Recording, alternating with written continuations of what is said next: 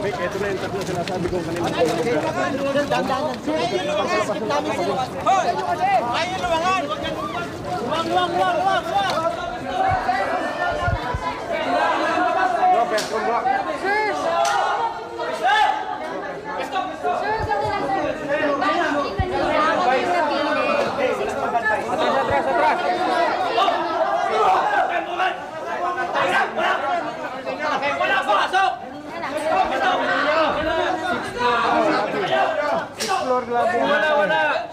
Wala.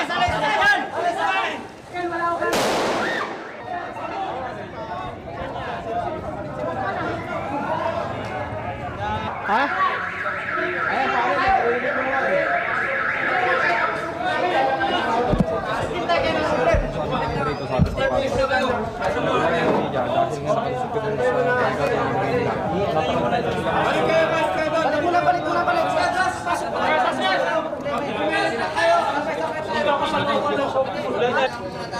Dito kami nag-negotiate.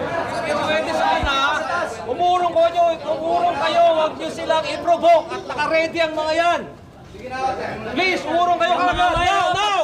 Yan! Gusto nyo pa mapuputukan uli yan. Dami explosives dito, oh. Lahat tayo dito, disgrasya. Sige. Pasok na mo extension.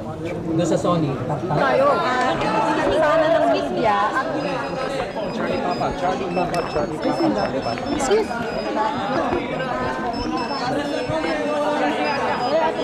Atras muna tayo.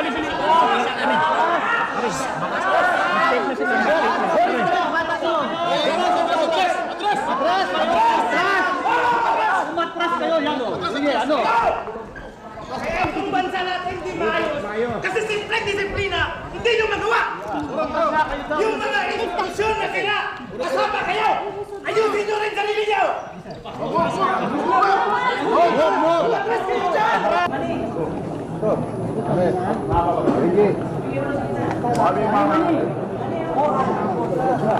Sana?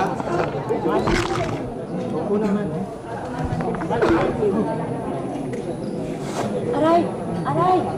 Ano ba yun? Anak!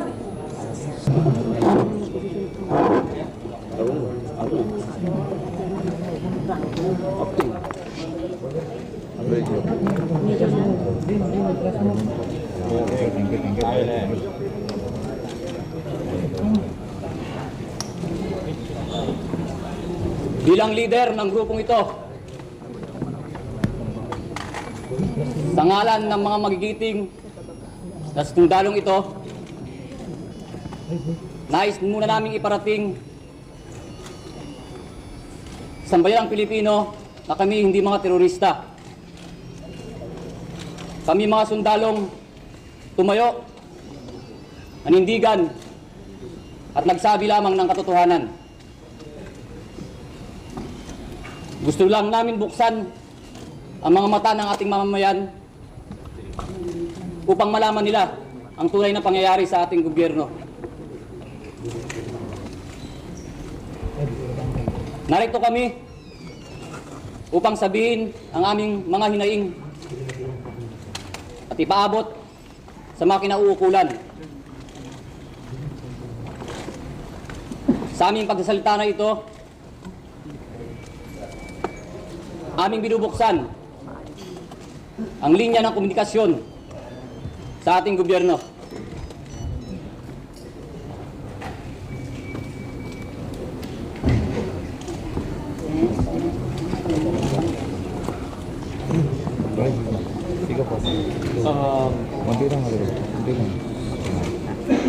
Before we call on yung napili naming mag-mediate for a peaceful resolution nitong exercise na ito, we have 70 officers here na gusto iparating din yung mga hinaing nila.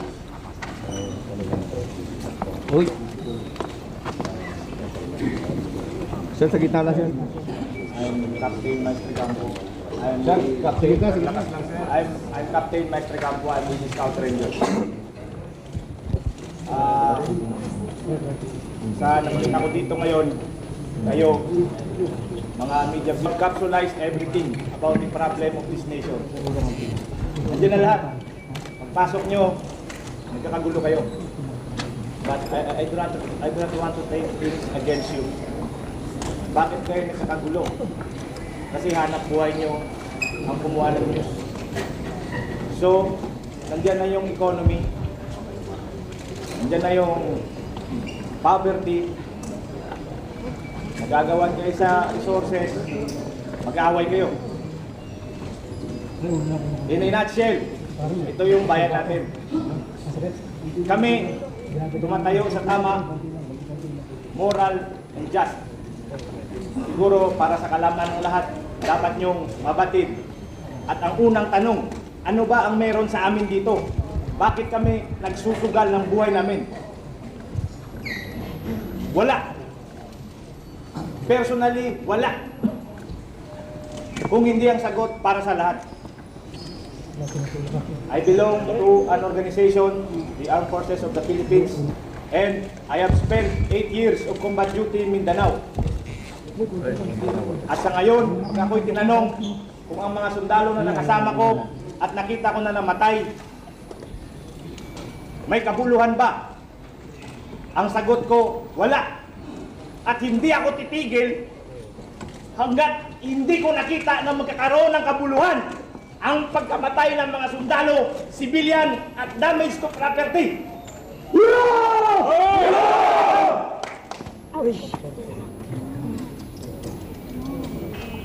We are not that. We are also broad-minded people. Gaya ng sinabi ng isang kasama ko, we will talk.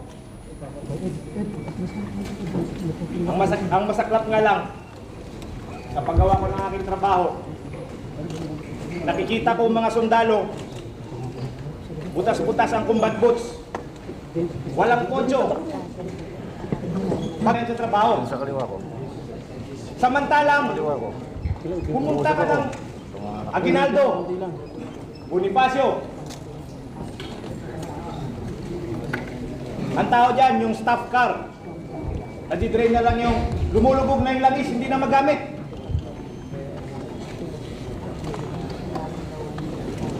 I remember one time, nakipag-usap ako sa battalion commander ko, Sir, if this is the Army and the Armed Forces I'm serving, kinahiya ko to.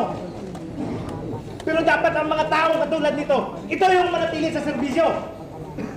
Ang nangyayari, dahil minority, ginawa.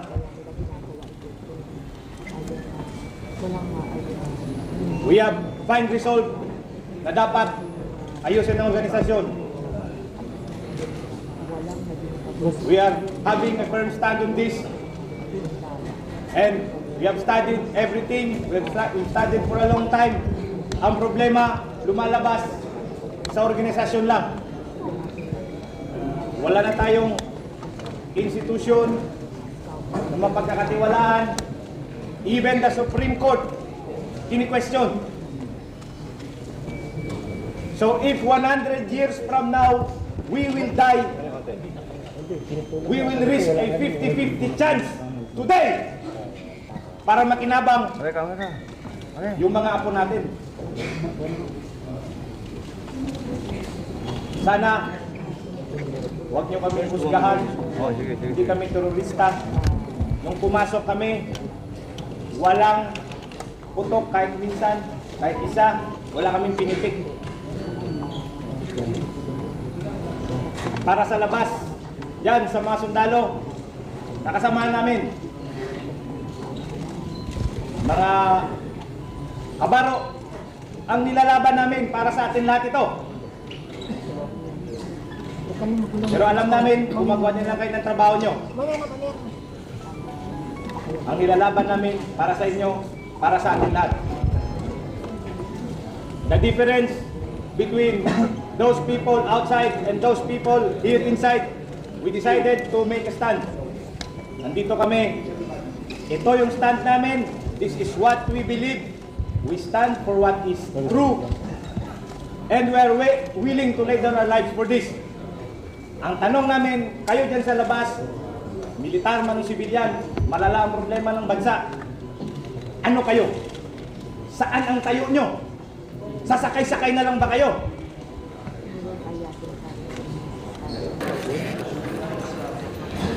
No one, sir, no one is using us.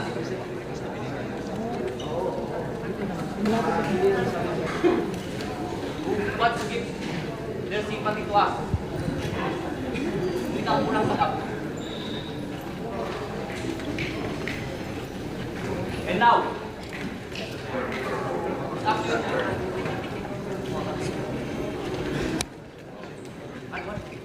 sa inyo, umuuga na kami. Kami nga itutuloy. Kami nga ang terorista. Ang sambayan ng Pilipino lamang makapagsabi kung ang mga sundalong narito sa likodan ko ay mga terorista.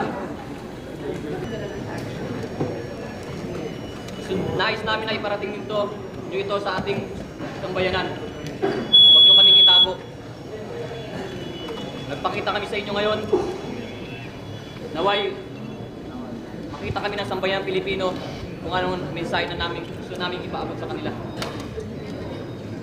Maybe you can start to change the system. Please, we appeal to you. We appeal to you, please. Please, sige na.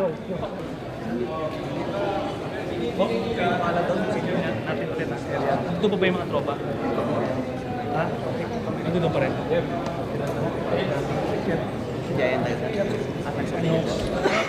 Sige na, please, labas.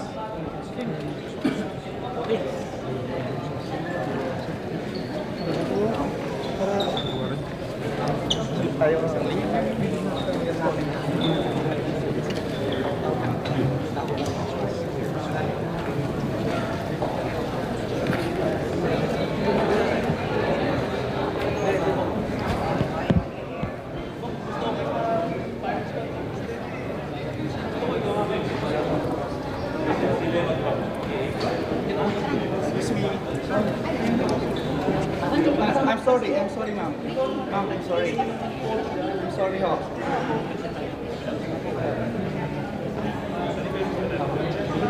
Pinakiusap po namin. Nakikiusap rin mo ako. Nakikiusap po ako. Live. Simple lang po yung hinihiling namin. No,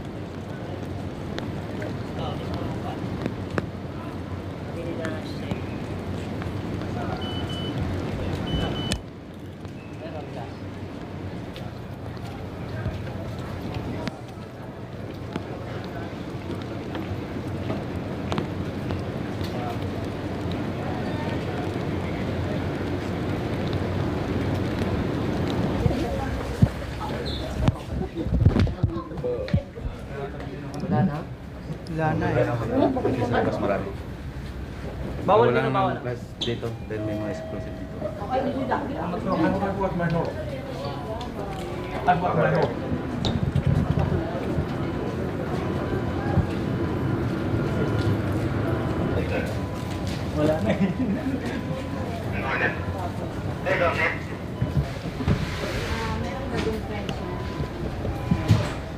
ang quality.